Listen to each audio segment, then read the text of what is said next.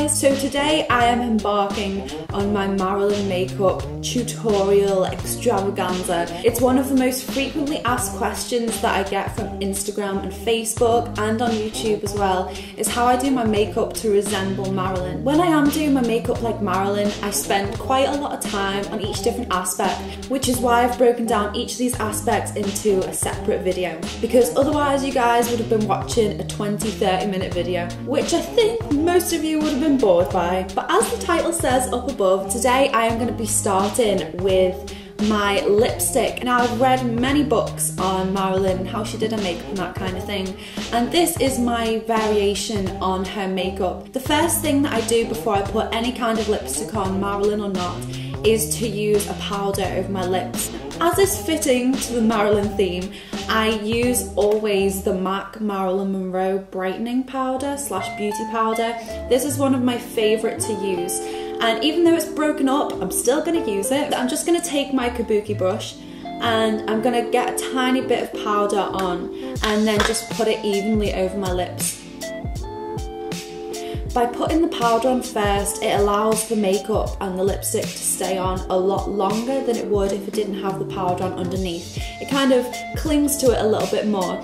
So the next thing that I'm going to use is my MAC Cherry Red Lip Pencil. Now, the key thing is to make sure that you have a very sharp lip pencil, so sharpen it up a bit. Now, luckily the genetic lottery has blessed me with a Cupid's bow like Marilyn's, so what I'm going to do is just exaggerate this by using my lip pencil. Now, when I was doing this, I pulled the Cupid's bow down further so it would give me a more full lip kind of look. Marilyn had very full lips, so when you're going around the rest of your mouth, like the outline of your lip, make sure that you give yourself a curve so it's going in almost a C shape. So here's the lip liner finished, and the other thing before we move on to filling the lips in is to remember when you're doing the lip liner to create these corners in your mouth which curve right round. You don't want any staggered lines or anything like that. You want it to be really smooth. Now, for filling the lips in, I do not use a red, like bright red lipstick, which some people might find strange. If you look into Marilyn's film and makeup history, then you will know that the makeup artist, because of all the advances from black and white to colour film, they couldn't use a bright red lipstick because the colours would distort on the film. So what they did actually use was soft pinks, which came out like red onto the film. I use about 3 to 4 different lipsticks of different pinky red shades for when I'm doing my Marilyn lipstick. So the first one that I always begin with is the darkest. Now, this I believe is from L'Oreal Paris, and this is one of my favourites because of the tone of the lipstick. Now, the colour is Cass's Passion. I think that's how you pronounce it, but I'm not too sure. Now, what Marilyn did was on the outer corners, so here, here, and all the way down to her lip, she used the darkest red, which is where I'm going to be putting this now.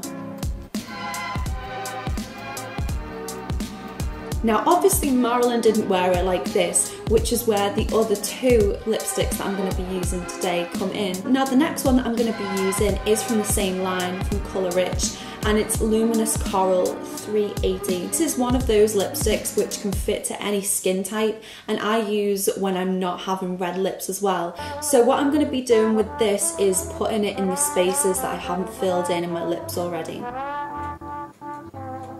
I've blended in the 2 lipsticks, so now all the tones come together to create one, but it also creates a 3D effect. Marilyn's makeup artist did this pretty much throughout her whole entire career because it made her lips look much fuller because of the dark and light shades. So this technique will help anyone who feels that they have small lips. The next step that I do is to take a little bit of tissue and simply blot my lips onto here to get the excess colour off. So after blotting my lips, sometimes I do put a powder on top just to make sure the colours all stay in and it's set properly, but today I'm not going to do that because I want a more shiny kind of lip look. So you're nearly there, and this is the last step that I always do. To create that 3D effect more and to make your lips look even fuller, the last lipstick that I'm going to use is a really light shade. This lipstick is actually one of my favourites ever, and it's from Rimmel and it's called Nude Delight. Now as you can see, this is just a nude light lipstick, and where I'm going to place this is right in the centre of my lip where I placed the lighter colour before, and on top here.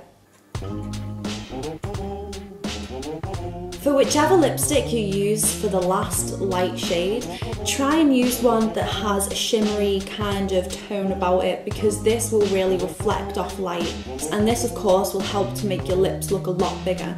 If you're still not happy with how full your lips are looking, then there is one little tip that I will give you, which sometimes I do use. Now this is just a cheap little drugstore kind of palette that I've got, and I think it only cost me about £1, or I got it as a present. And in this palette I have one of my favourites for a shimmery white kind of colour, and this is a champagne kind of white that's really glittery. For this next step I just take my little finger and dab a little bit onto my finger, about this much, and then I take this and put it right in the centre of my lip, on my bottom lip, and a little bit on my top lip.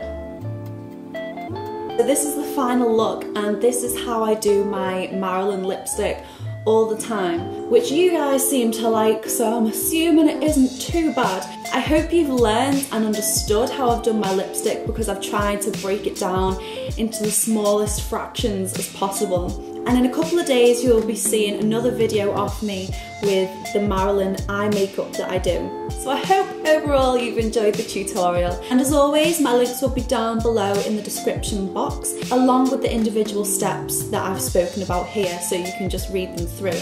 And please do leave any comments down in the comments box, or any requests or questions, anything like that, because I'm always happy to help. But that is it for me, and I hope you guys are having a lovely day, and I will see you guys very soon.